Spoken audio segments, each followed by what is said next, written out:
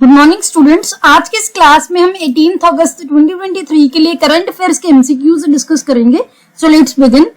The first question is which country recently approved a law legalizing the purchase and possession of cannabis for recreational use? हाल ही में कौन से देश ने एक law approve किया है जिस लॉ के अकॉर्डिंग जो कैनबिस है, कैनबिस क्या होती है, जैसे वीड हो गई, जो मैरिजुआना हो गया जिसको आप हिंदी में गांजा बोलते हो, तो उनको खरीदना और पोजेस करना, अपने पास रखना रिक्रिएशनल यूज के लिए लीगलाइज किया है। ऑफ कोर्स इस पे कुछ कंडीशंस होंगी कि आप इतना ही रख सकते हो। ऑप्शन ए है इंडिया, ऑप्शन बी है ऑस्ट्रेलिया एंड ऑप्शन सी है फ्रांस एंड ऑप्शन डी है जर्मनी।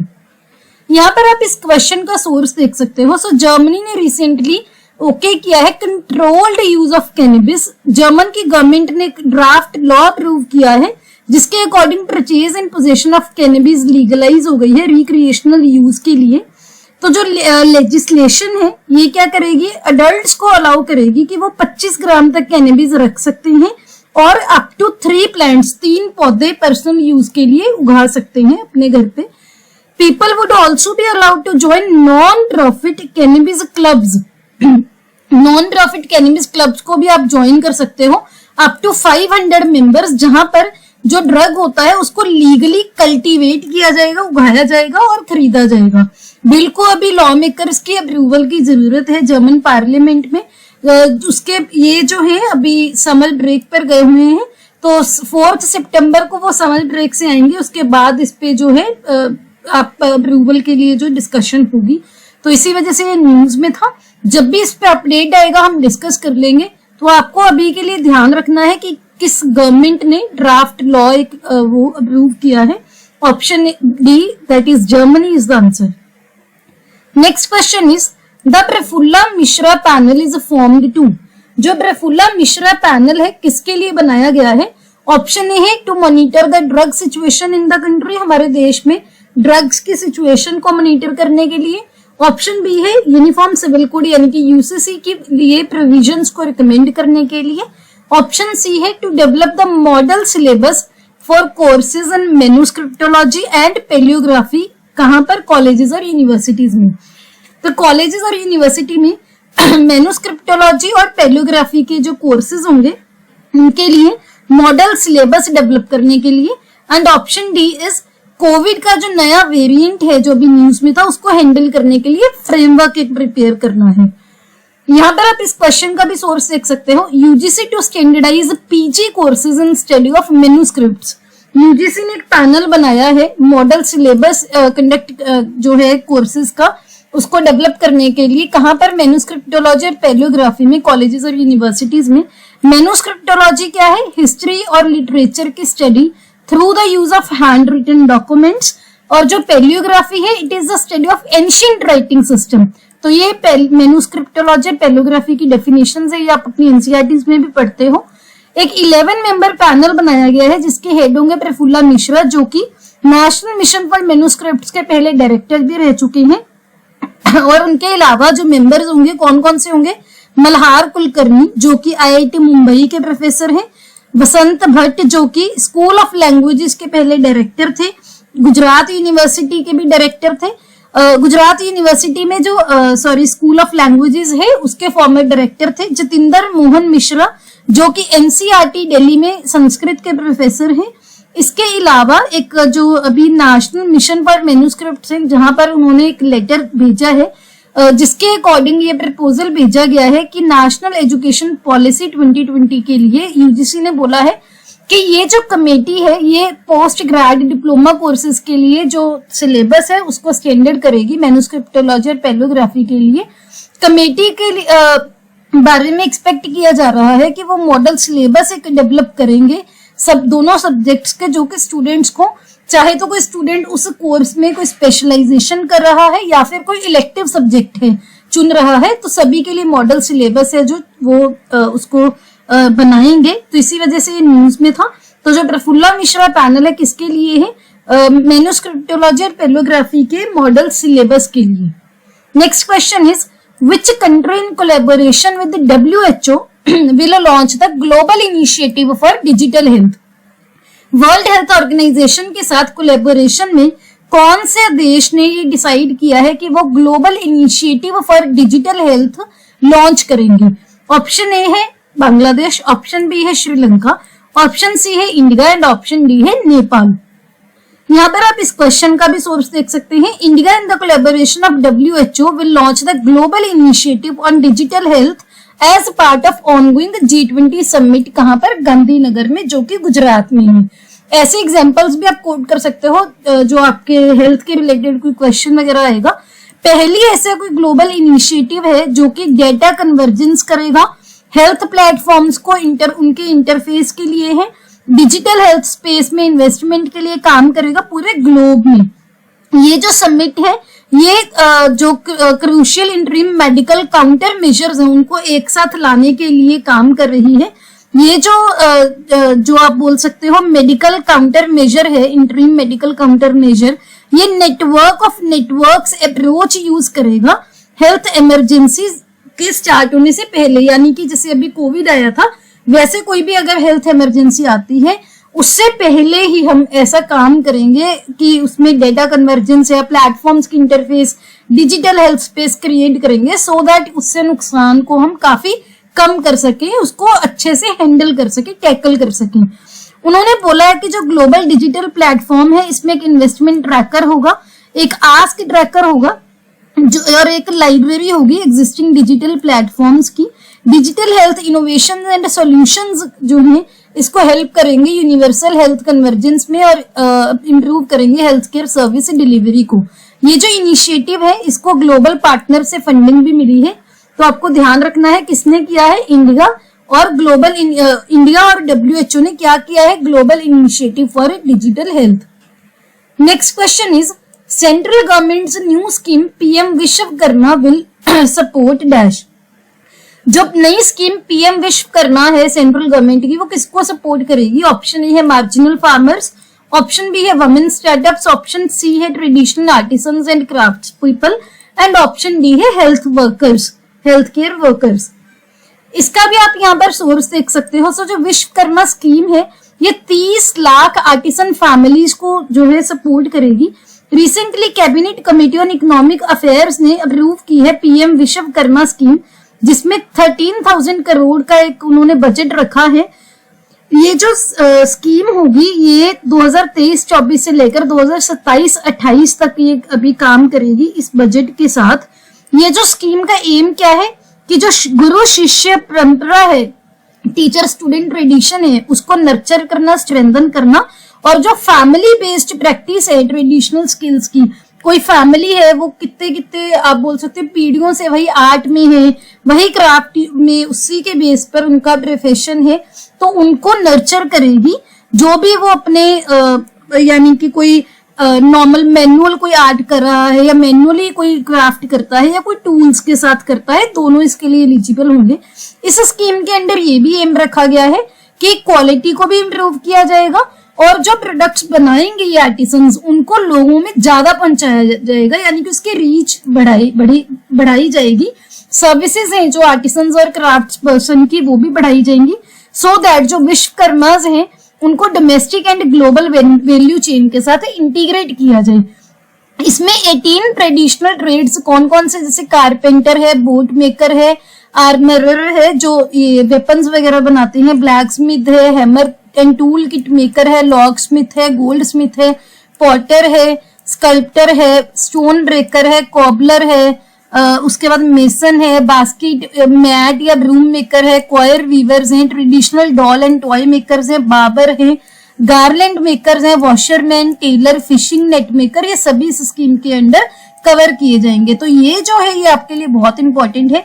सभी जो आर्टिसंस एंड क्राफ्ट पर्सन है जो एलिजिबल हैं वो PM विश्वकर्मा एक सर्टिफिकेट उनको मिलेगा, एक ID कार्ड मिलेगा, उसके साथ उनको क्रेडिट सपोर्ट मिलेगी अप टू 1 लाख पहले उसमें फेज में, उसके बाद अप टू 2 लाख मिलेगा सेकंड ट्रांच में।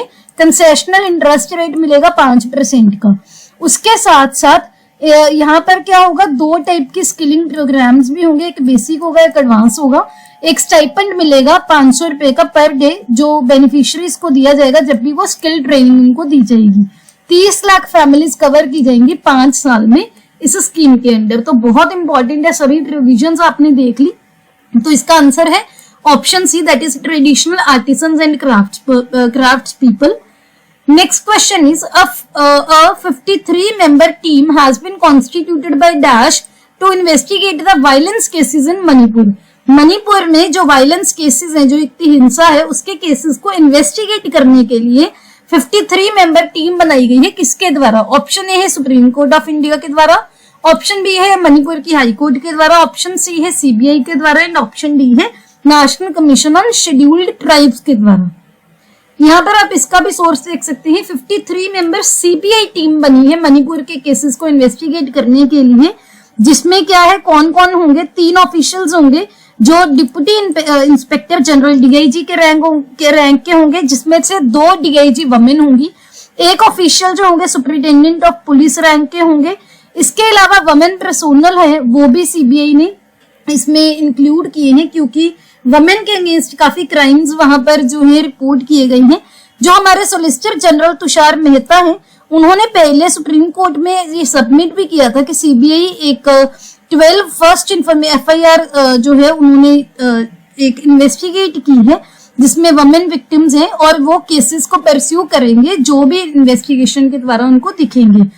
तो इसी वजह से ये न्यूज पे था, आपको पता होना चाहिए। ऐसे एग्जांपल्स भी आप कोट कर सकते हो जब भी आपको क्वेश्चन आता है। तो इसका आंसर है option C, that is CBI, central bureau of investigation. Next question is PM E bus Sewa scheme aims to introduce dash electric buses, E buses and city bus services across India. जो PM E bus Sewa scheme है, उसका M क्या है कि वो कितनी e buses को introduce करेगा सिटी बस सर्विसेज में पूरे इंडिया में? ऑप्शन ए है 1 लाख, ऑप्शन बी है 10 लाख, ऑप्शन सी है 10,000 और ऑप्शन डी है 50,000।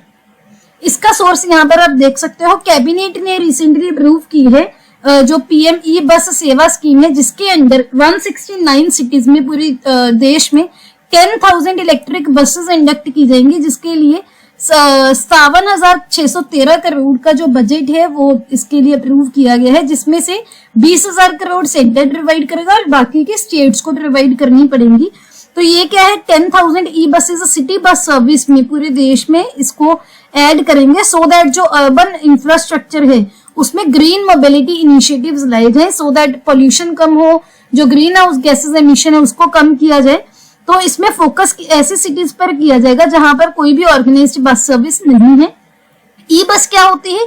कोई भी बस जहां पर प्रपल्शन और जो एक्सेसरी सिस्टम है वो exclusively zero emission electricity source पर बेस्ड है। ये जो डेफिनेशन है काफी इंपॉर्टेंट है, आपको ध्यान रखना है। तो ये जो है बस ऑपरेशंस 10 सालों के लिए सपोर्ट करेगी। ये स्कीम 2 सेगमेंट्स में जो है इम्प्लीमेंट होगी। एक इंफॉर्मेशन एंड ब्रॉडकास्टिंग मिनिस्टर ने अभी बताया कि 2 सेगमेंट्स में इसको इम्प्लीमेंट किया जाएगा। 169 सिटीज में 10,000 ई बसेस को डिप्लॉय किया जाएगा पब्लिक प्राइवेट पार्टनरशिप मॉडल में। इन 181 अदर सिटीज इंफ्रास्ट्रक्चर अपग्रेड किया जाएगा under the green urban mobility initiatives. तो बेसिकली क्या है कि ये काम किया जा रहा है ग्रीन मोबिलिटी को बढ़ावा देने के लिए, तभी ये न्यूज में था। तो आपको ये ध्यान रखना है। ऐसी एग्जांपल्स भी आप कोट कर सकते हो। 10,000 जो इलेक्ट्रिक बसेस है वो इसमें इंट्रोड्यूस की जाएंगी। Next question is Cape Verde island is located in which continent? Cape Verde island कौन से कॉन्टिनेंट में है? ऑप्शन ए है नॉर्थ अमेरिका, ऑप्शन बी है यूरोप, ऑप्शन सी है एशिया एंड ऑप्शन डी है अफ्रीका। यहाँ पर आप देख सकते हैं रिसेंटली 60 से भी ज्यादा लोग मर गए हैं क्योंकि एक माइग्रेंट बोट थी जो वो डूब गई है केप वर्दे के वहां उस एरिया में, यूएन एजेंसी के अकॉर्डिंग, तभी ये न्यूज में था। तो केप वर्दे की आप सबसे पहले तो लोकेशन देखो, ये अफ्रीका है। अफ्रीका, वेस्ट अफ्रीका के ये जो रीजन में है केप वर्दे। केप वर्दे आर्किपेलागो है। ये 15th सेंचुरी तक यहाँ पर कोई आबादी नहीं थी। जब जो पोर्टुगीज थे उन्होंने इसको डिस्कवर किया और इसको एक कॉलोनी बना दिया और यहाँ पर फर्स्ट यूरोपियन सेटलमेंट जो है ट्रॉपिक्स में उन्होंने स्टैब्लिश कर दी। क्योंकि जो केप वर्दे आइलैंड है ये एक बहुत ही कन्वीनियंट लोकेशन पर है अटलांटिक स्लेव ट्रेड के लिए। तो केप वर्दे काफी इकोनॉमिकली प्रॉस्पेरियस हो गई थी 16वीं और 17वीं सेंचुरी के टाइम, जहां पर इसकी वजह से जो स्लेव ट्रेड थी वहां पर, उसकी वजह से मर्चेंट्स, प्राइवेटियर्स पायरेट्स को काफी अट्रैक्ट किया। लेकिन 19th सेंचुरी में इकोनॉमिकली इसकी जो पोजीशन है वो डिक्लाइन हो गई थी, क्योंकि अटलांटिक जो स्लेव ट्रेड थी उसको सप्रेस किया गया था और बहुत सारे जो लोग थे यहाँ पर वो और जगह में चले गए थे, माइग्रेट कर गए थे। लेकिन जो केप वर्दे है ये ग्रेजुअली रिकवर हुआ, क्योंकि बाद में एक इम्पोर्टेंट कमर्शियल सेंटर बन गया, एक यूजफुल स्टॉप ओवर पॉइंट बन गया मेजर शिपिंग रूट्स के लिए, और 1975 में ये इंडिपेंडेंट भी हो गया। तो ये कुछ बेसिक इंफॉर्मेशन थी, आपको पता होना चाहिए। वेस्ट अफ्रीका में है, ये नॉर्थ अटलांटिक ओशियन है, तो इसकी जो लोकेशन है आपको पता होना चाहिए, ये पॉइंट्स है वो भी आपको पता होना चाहिए। कई बार कुछ जो लोकेशंस हैं न्यूज में रहती हैं उससे क्वेश्चन पूछ लिया जाता है। तो इसका आंसर है option D, that is Africa. Particularly कहां पर है? वेस्ट अफ्रीका में। Next question is the handbook on combating gender stereotypes has been recently unveiled by. एक हैंडबुक जो है अनवील की गई है, किस पे? कम्बैटिंग जेंडर स्टीरियोटाइप्स किसने की है? ऑप्शन ए है Supreme Court of India, option B है ministry of women and child development, option C है NITI Aayog and option D है मिनिस्ट्री ऑफ होम अफेयर्स। यहाँ पर आप देख सकते हैं सुप्रीम कोर्ट ने रिसेंटली एक हैंडबुक अनवील की है to eliminate gender stereotypes law से।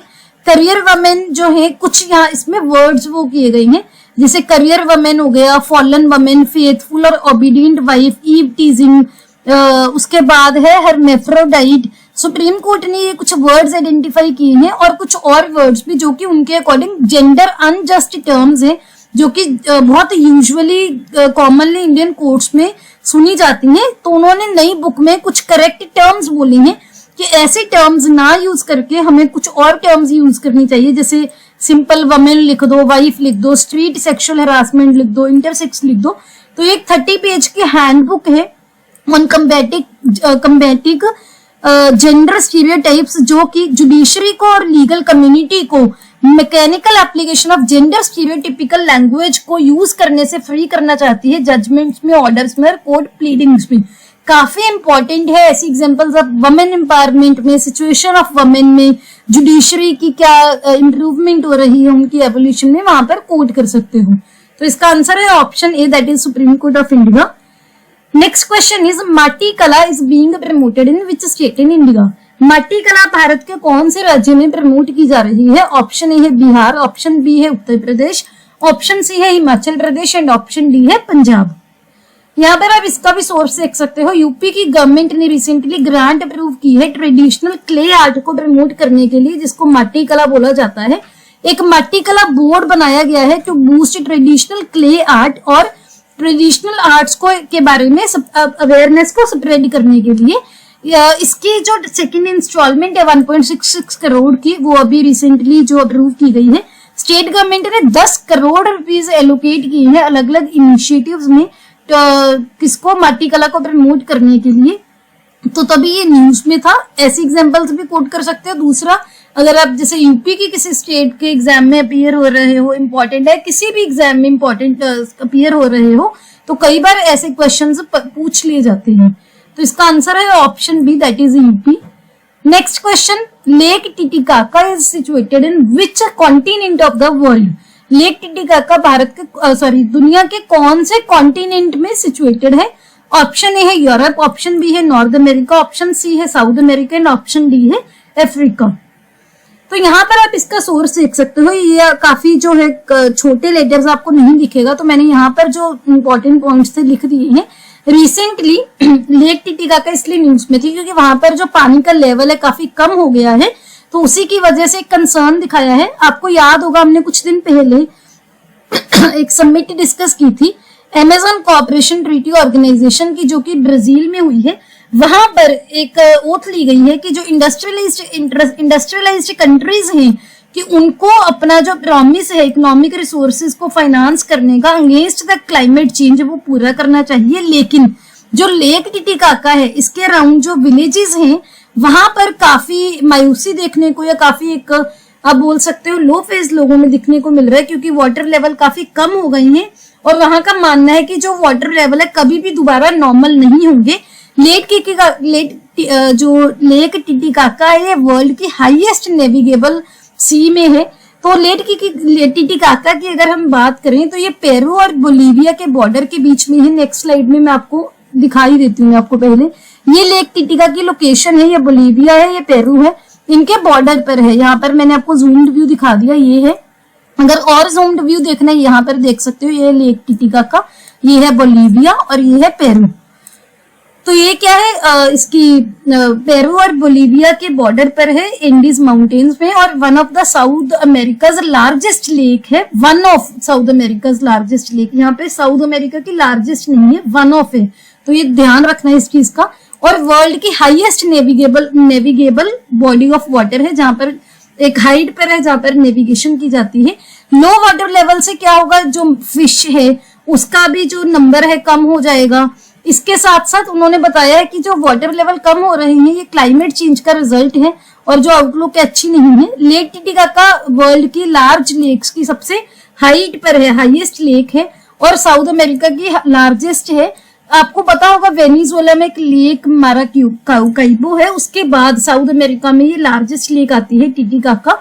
जो वेनेजुएला की लेक माराकाइबो है ये कैरिबियन सी से कनेक्टेड है, और ब्राजील का एक लागुआ डोस पाटोस है जो कि एक कोस्टल लगून है। तो इनके बाद जो है लेक टिटिकाका का नाम आता है। ये काफी टाइम से जो है कंटिन्यूसली डिक्रीज जो इसका लेवल हो रहा है, काफी फैक्टर्स की वजह से। उसमें मीटेरोलॉजिकल फैक्टर्स भी हैं, हाइड्रोलॉजिकल भी हैं, क्लाइमेटिक फैक्टर्स भी हैं, और यहाँ पर जो पॉल्यूशन है वो भी बहुत ज्यादा हो गया है। इसके पास में एक सिटी ऑफ एल ऑल्टो है, मेट्रोपोलिस है, जहां पर बहुत 1 मिलियन लोग रहते हैं। एक लैंडलॉक्ड जो कंट्री है वहां से वेस्ट आता है इस लेक में। एडिशनली यहाँ पर इनडिस्क्रिमिनेट फिशिंग जो की जाती है, जिसकी वजह से फिशिंग भी कम हो गई है। तो यहाँ पर अगर आपको लोकेशन अगर आप देखो ध्यान से, ये बोलीविया है, ये पेरू है, ये लेक टिटिकाका है, यहाँ पर प्यूर्टो अक्सटोटिया है, इसके बाद यहाँ पर काफी सारे हैं। ये इतने आपको नाम नहीं याद रखने की जरूरत है, ना ही इतने याद रहेंगे। बस आपको क्या ध्यान रखना है, कहाँ पर इसकी लोकेशन है, कौन से कॉन्टिनेंट पे है, कौन से देशों के बॉर्डर पर है। तो यहाँ पर आप अगर देखो पेरू है, यहाँ पर इक्वेडर है, यहाँ पर ब्राजील है, बोलीविया है, पैराग्वे है, चिली है। तो इसका आंसर है option C, that is South America. ये हमारे सोशल मीडिया के यूजर नेम है, लिंक आपको डिस्क्रिप्शन में मिल जाएंगे, आप हमें यहाँ पर फॉलो कर सकते हैं। अगर आपको ये वीडियो अच्छी लगी please hit the like button, अपने दोस्तों के साथ वीडियो को शेयर कीजिए। Don't forget to subscribe to my channel. See you tomorrow at 8 o'clock। Have a nice day.